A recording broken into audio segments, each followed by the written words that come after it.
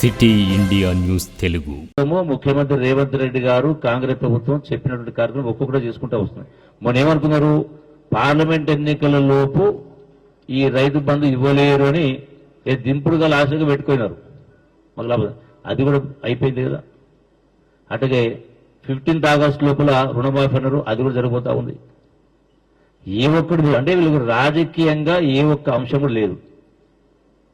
అది ఇటువంటి ఆరోపణలు చేస్తాం కాబట్టి 100% వీళ్ళపైన కూడా ఈరోజు కాబట్టి రేపే తెలుస్తుంది కదా. ఎట్లయితే ఈ యొక్క గంట్రాపల్లి ఎట్లయితే ఆరోపణ చేసిన దానిపైన ఈ దేనిపల్లి ఇష్యూస్ బయటపడ్డాయి కదా, రేపు ఇది బయటపడుతుంది కదా, తెలుస్తుంది కదా. అప్పుడు మీ ముఖం ఎడబెట్టుకుంటారు. క్షమాపణ చెప్పాలంటున్నా. ఏదైతే ఆరోపణ చేసిండ్రో గంట్రాపల్లి ఇష్యూలో మీకు దమ్ము ధైర్యం ఉంటే ఇవన్నీ పంపిస్తారు రేపే. మీకంతా ఇంగ్లీష్ చాలా ఎక్కువ వస్తుంది కదా అని ఇంగ్లీష్ కాపీలు పంపిస్తా, చదువుకొని క్షమాపణ చెప్తావా మిస్టర్ కేటీఆర్, క్షమాపణ చెప్తావా మిస్టర్ ప్రవీణ్ కుమార్. బుద్ధి జ్ఞానం ఉండాలో మాట్లాడితే. చదువు గొప్ప కాదు, ఎంత గొప్ప చదివింది గొప్ప కాదు, ఎన్ని చదువులు చెప్పింది చదువు చదివింది గొప్ప కాదు, ఎన్ని పదవులు గొప్ప లెక్క కాదు. సంస్కారం ఉండాల, జ్ఞానం ఉండాల, నిజాయితీగా మాట్లాడు ధైర్యం కావాల. నేను స్పష్టంగా మీరు ఇటువంటి ఆరోపణలు చేస్తే మరి గతంలో నా చరిత్ర మొత్తం రాష్ట్ర మొత్తానికి తెలుసు, మా నియోజకవర్గాల ప్రజలు ఇంకా బాగా తెలుసు. ఇండిపెండెంట్ గెలిచిన, ఆరోపర్యాయం గెలిచిన. ఇటువంటి తప్పుడు పనులు చేస్తే ప్రజలు ఊరుకుంటారా? ఆ మాత్రం జ్ఞానం లేదా? నేను అందుకని మీరేమన్నారు, సిబిఐ కాకపోతే జ్యుడిషియల్ ఎంక్వైరీ చేసుకోండి. అంత దూరం ఎందుకు? మీరందరూ పోండి గ్రామంలో, గ్రామ ప్రజల ముంగట చెప్పండి. ఎక్కడేదో గ్రామ ప్రజల ముంగట ఇదే గంటా ప్రభుత్వం మీరు. నేను సవాల్ ఇస్తా ఉన్నా, ఇదే కేటీఆర్ను, ఇదే ఆయనతో పాటు పోయినటువంటి వాళ్ళందరినీ కూడా ప్రవీణ్ కుమార్ ఇంకోరైనా ఇదే గంట్రాపన ఆమె ఆరోపణ చేసింది కదా. నిన్న ఎటువంటి ఆరోపణ చేసిందో ఇదే ఆరోపణ గంట్రాపన చేసింది కదా. మీకు ధైర్యము దమ్ము ఉంటే డైరెక్ట్ గ్రామాల వెళ్ళి చౌరస్తా నిలబడి మీరు ప్రజల సమక్షంలో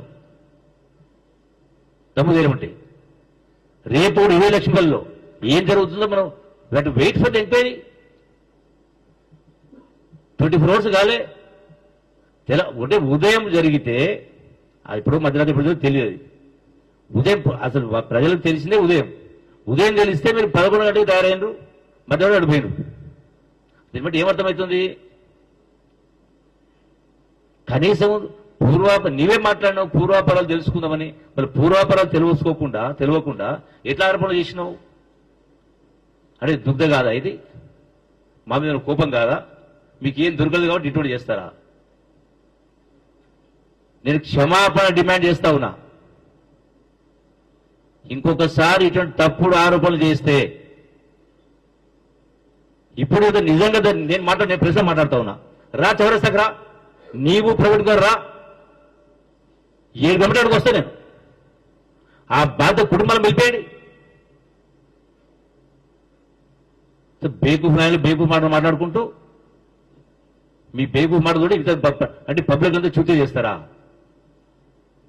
మీ బాగా ఉదయ పత్రిక మీడియా అడ్డం ఉందని.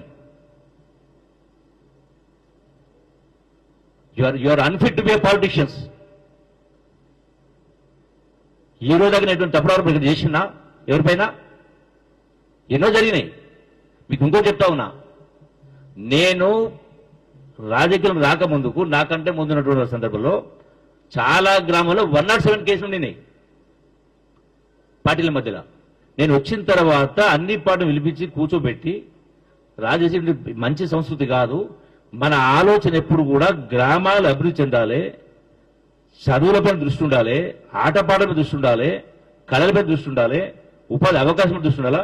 ఇటువంటి వ్యవహారాలు చేయవద్దని కూర్చొని అన్ని కంప్లీట్ రాజకీయం ఒక్క సింగిల్ కేసు జరగలే, ఒక సింగిల్ 107 లాస్ట్ 23 years లో. ఇటువంటి నా పైన బురద వెళ్తే నాకు అంటుకోదు బురద. ఆ బురద మీరే మైలపడతారు, ఆ మసక మీకే అంటది. ఎక్కడ ఏ సంగతి జరిగినా ఓ హౌలా దొరికిండు, నేను ఆ మాట అనకూడదు కానీ ఇంకా నేను పేరు ప్రస్తావిస్తలేను. అరే ఎవరైనా సమాచారం ఇచ్చినప్పుడు ఆ సమాచారం ఇచ్చిన వ్యక్తి యొక్క క్యారెక్టర్ని తెలుసుకోవాలా, అతని క్రెడెన్షియల్ని తెలుసుకోవాలా. మీరే స్వయంగా సాక్ష్యం కదా. 5 లక్షల రూపాయలకి 26 కోట్ల రూపాయలు ఎత్తుకున్నాడు. అని ఏమంటారు, దొంగ అన్నారా, లంగ అన్నారా? ఫామ్ హౌస్ లో మీకే దొరికింది కదా. అంటే ఎవరైతే డూడు బసవ లెక్క గంగిరెద్దులకు తలుపుతారా? నువ్వు పార్టీ వర్కింగ్ ప్రెసిడెంట్, ఆయన retired IPS officer. Common sense ఉండదు కొద్ది కూడా. నేను బహిరంగంగా క్షమాపణ డిమాండ్ చేస్తా ఉన్నా. లేదంటే ఆ గ్రామానికి స్వయంగా పోండి మీరు మరోసారి. ఇవన్నీ కూడా చార్జ్ షీట్స్ వాడే ఒప్పుకున్నాడు, స్పష్టంగా కనపడతా ఉంది.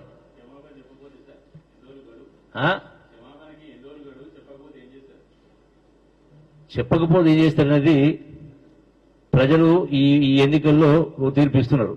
ఇంకోసారి జరిగినప్పుడు చేస్తే వాళ్ళు ఏదైతే మాట్లాడిండ్రో 100% అంటే చట్టపరంగా ప్రజల పరంగా బహిరంగంగా ఏ శిక్ష పడుతుంది అన్నట్టు చేస్తాం. అరే అందుకే నా నిజాయితీగా మాట్లాడడం ధైర్యం కావాలి. అబద్ధం చెప్పడం వల్తి, బట్టగాసు మీద వల్తి. నా తప్పు ఉంటే నేను ఎవరికైనా సమాధానం చెప్తా, ఏ ఇష్యూలో కానీ. నేను మీరేక కాదు, మీరు వర్కింగ్ ప్రెసిడెంట్ కావచ్చు, ఎన్ఆర్ఐ కావచ్చు, నువ్వు ఐపీఎస్ ఆఫీసర్ కావచ్చు. నేను మీ అంత క్వాలిఫికేషన్ నాకు లేకపోవచ్చు. సంస్కారం ఉన్నోనికి అంటే ఇంకోసారి వీళ్ళ గురించి ఏది మాట స్పందించాల్సిన అవసరం ఉండదు. నేను అవసరం లాస్ట్ ఇంకో స్టెప్ ఏంటంటే డిఫర్మేషన్ తీసేయాల్సి వస్తుంది. వేస్తుంది కూడా వేస్తాం.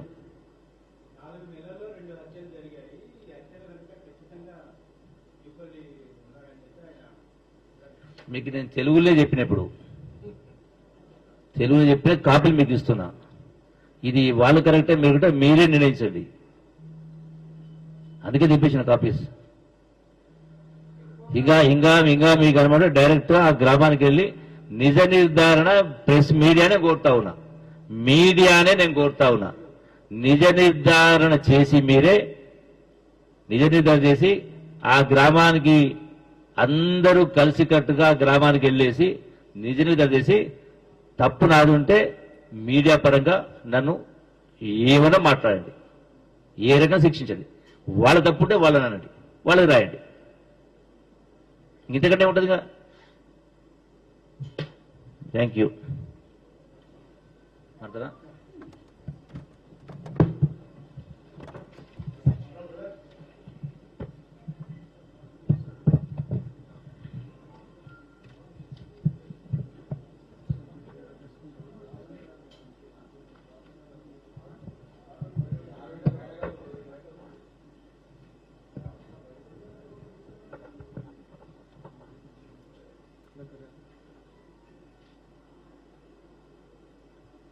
మీడియా మిత్రులకు నమస్కారం.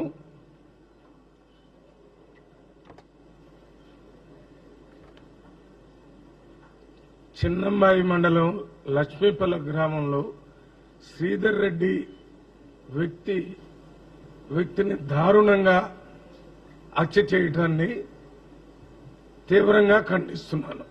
శ్రీధర్ రెడ్డి అనేటటువంటి వ్యక్తి రాజకీయంగా ఎమ్మెల్యే స్థాయి గాని, మంత్రి స్థాయి గాని, పార్లమెంటు సభ్యుడి స్థాయి గాని, ఒక పెద్ద నాయకుడుగా కాంగ్రెస్ పార్టీకి వ్యతిరేకంగా పనిచేస్తున్నటువంటి నాయకుడుగా ఆ ప్రాంతంలో ఇంతవరకు ఆ పేరు వినపడలేదు. ఆయన టీఆర్ఎస్ పార్టీలో ఉండొచ్చు. టీఆర్ఎస్ పార్టీలో ఉన్నటువంటి వ్యక్తి ఇప్పుడు మా జూపల్లి కృష్ణారావు గారు చెప్పినట్టుగా అనేక కారణాల వల్ల హత్య జరిగి ఉండొచ్చు. అందువల్ల ఆయన హత్య జరగటాన్ని ఎందుకు ఖండిస్తున్నామంటే కొల్లాపూర్ ప్రాంతంలో ఇంతకుముందు ఎప్పటి నుంచో మన వెంకటేశ్వరరావు గారు, రామచంద్రరావు గారు, జూపల్లి కృష్ణారావు గారు ఇంతకుముందు మంత్రి చేశాడు, ఎమ్మెల్యేగా చేశాడు. ఎప్పుడు హత్య రాజకీయాలు లేవు. ఈ 10 సంవత్సరాలు ఈ టీఆర్ఎస్ ప్రభుత్వం వచ్చిన తర్వాతనే మొన్న ఈ మధ్య ఒక హత్య ఏదో జరిగినట్టుగా వచ్చింది, మళ్ళీ ఇదొక హత్య జరిగింది. ఈ హత్య జరిగింది కూడా ఆ వ్యక్తిగత కారణాలు వాటితో జరిగింది కానీ రాజకీయ హత్య కాదనేది మాకున్నటువంటి పూర్తి సమాచారం. నేను అన్ని చోట్ల నుంచి సమాచారాన్ని సేకరించడం జరిగింది. ఎందుకంటే ఈ కొల్లాపూరు, ఈ చిన్నంబాయి, ఈ విలేజ్ ఇవన్నీ కూడా నాగర్ కర్నూలు పార్లమెంట్ లో వస్తాయి కాబట్టి నాకు దాని మీద ఉన్న అవగాహనతో వివరంగా చెప్తున్నాను. ఇది నెంబర్ 1. నెంబర్ 2,